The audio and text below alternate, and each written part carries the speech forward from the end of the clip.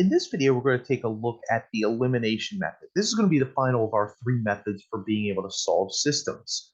So for our elimination method, what we're going to do is we are going to start by multiplying by an LCD or an appropriate power of 10 if we contain fractions or decimals. Okay, we'll see some at the end of the video that have those. Then we're going to multiply, and this is the key step. We're going to multiply one or both of the equation by some non-zero constant to get opposite terms. And I'll show you an easy trick to make this happen every time.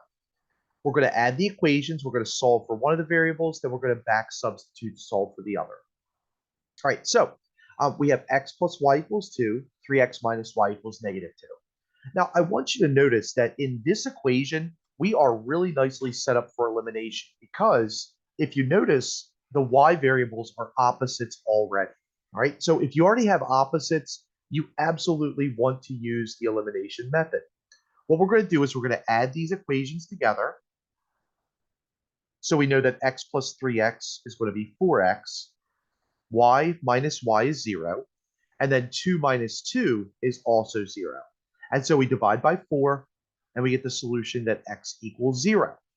If I substitute 0 back into either equation, I'll just plug it into the first, we get 0 plus y equals 2 or y equals 2.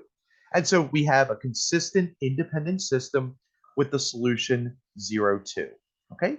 So if the equations have opposites already, really easy. Okay? We just add them together and then we're able to solve just like we did by adding the equations together.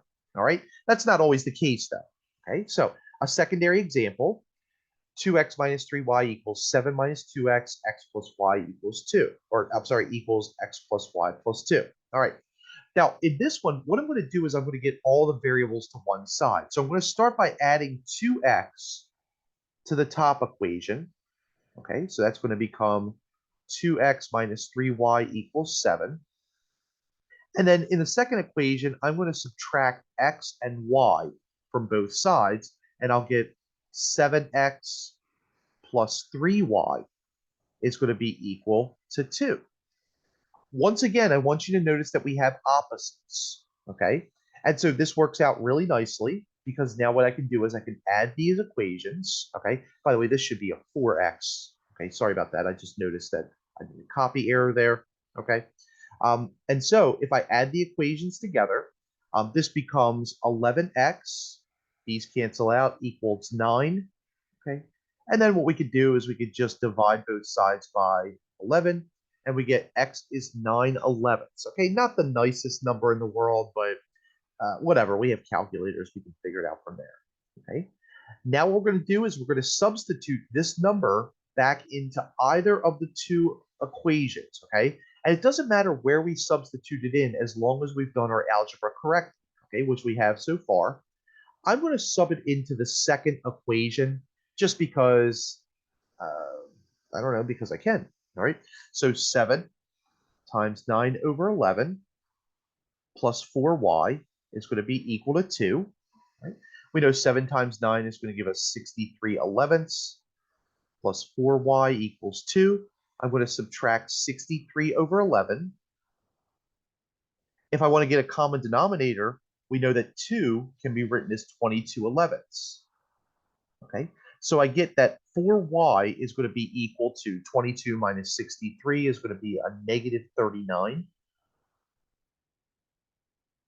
Okay. And then finally, I can multiply both sides by 1/4. Okay, and so if I do that, that's going to wind up being, oh, I'm sorry, this should be 41, I think. So let me just check that, 63, 22. Yeah, that should be 41. So sorry about that. I was doing it in my head. All right, so minus 41. And then finally, what I'm going to do is I'm going to multiply both sides by 1/4 to cancel that out. So y is going to be equal to negative 41/44ths. Okay. This is one where I suggest you go back and graph it just to make sure.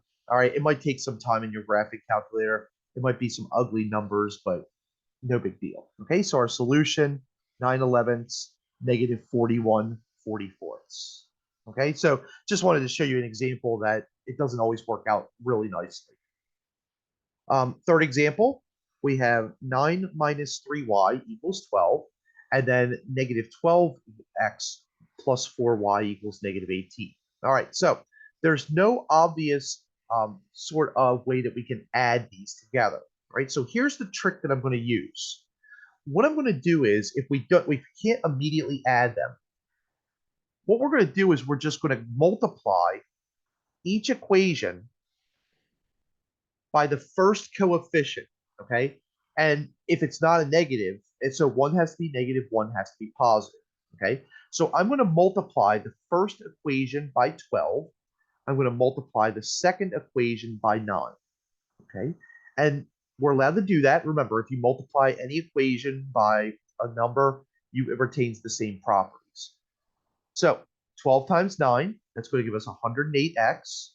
12 times negative 3, 36y. 12 times 12, 144. 9 times negative 12, negative 108x. 9 times 4 is going to be 36y. 9 times negative 18 is going to be, I think that's going to be 167. So 9 times 8 is 72. Or I'm sorry, 162. Okay. So that's going to be a negative 162. Now, I want you to notice that in this equation, the first and the second cancel out. So that gives us a 0. And then on the right-hand side, that's going to give us a negative 18 or something of that nature. All right, so sorry, my mental math is not good today. All right, so yeah, that should be 18. Okay. And so what we notice is that we get two values that are not the same, okay? What that means is that there's a contradiction. And again, anytime you have a contradiction, what that means is that there's no solution to this system, okay? Again, we have parallel lines. Remember, what we call that is we call that a dependent system. So it's dependent and inconsistent. I'm sorry, independent and inconsistent, okay? So that's going to be independent but inconsistent. All right. So just want to remind you of some of these terms that we're going to be using throughout this video. All right. This one we have 4x minus 6y equals 8, 6x minus 9y equals 12. Again, we don't have anything that's the same. All right. So here's the trick I'm going to use. I'm going to multiply the second equation by 4, and I'm going to multiply the first equation by negative 6 because I need to make sure that one of those terms is negative and one of them is positive.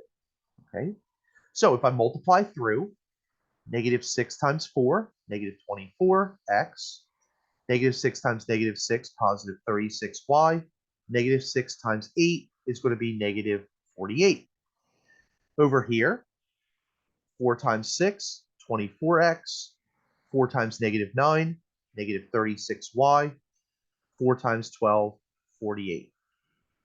Now, this time when we add things together, all the variables cancel out, but on the right-hand side, we get 0, okay? Now, this is an identity.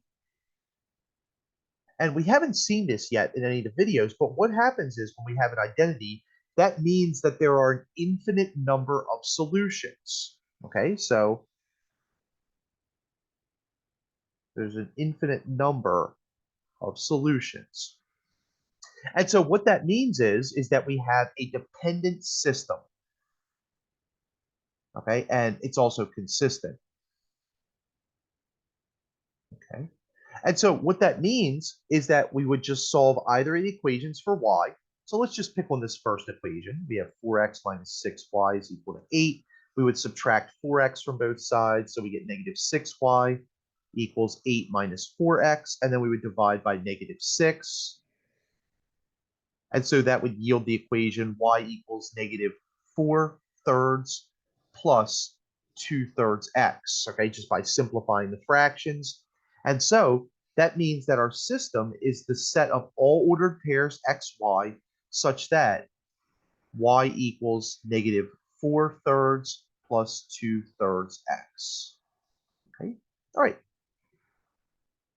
So those are 4 examples of being able to solve by elimination.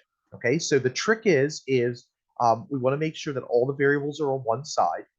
If we don't have any opposites, then we're going to cross multiply, if you would, the coefficients, making sure that they're going to be opposites. Then we add the equations together, and then sometimes we get one solution, sometimes we get none, sometimes we get an infinite number. Okay, so in our next video, we're going to finish up elimination. We're going to take a look at two more equations, and then what we're going to do is we are going to go ahead and take a look at applications of these systems in two variables.